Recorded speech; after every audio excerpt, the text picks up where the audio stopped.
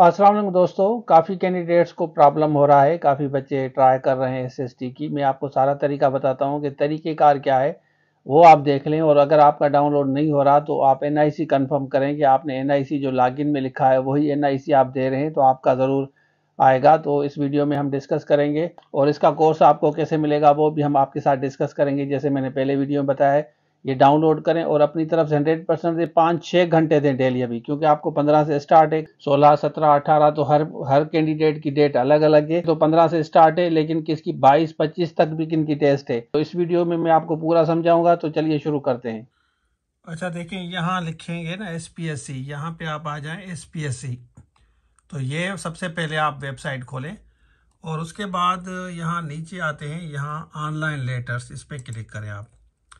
अच्छा देखें, मैं आपको समझाता हूँ। सबसे पहले तो आप कैटेगरी देखें कि आपकी कैटेगरी, यहाँ क्लिक करेंगे तो ये सारी कैटेगरीज आ जाएंगी। मेल है, फीमेल है, जनरल कैटेगरी है, फ्रंटली एबल्ड पर्सन है जो डिसेबल होते हैं, और मेल साइंस है, फीमेल साइंस है, मेल साइंस कैटेगरी डिसेबल जो हैं, और फीमेल साइंस कैटेगरी डिसेबल है, और मेल जर्नल, फीमेल जर्नल। तो ये देख लें आप। सबसे पहले ये क्लिक करेंगे।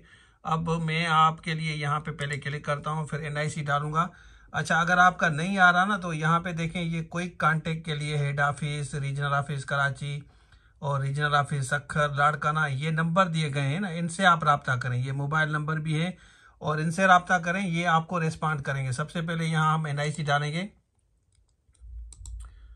ये NIC डाला मैंने। अब यहाँ पे मैं जनरेट करूँगा, ठीक है। तो क्योंकि मेरा यहाँ पे BPS मेल जर्नल है, तो यहाँ क्लिक करूँगा तो यहाँ पे देखें ये मेरा आ गया है, सामने आपको नज़र आएगा ना।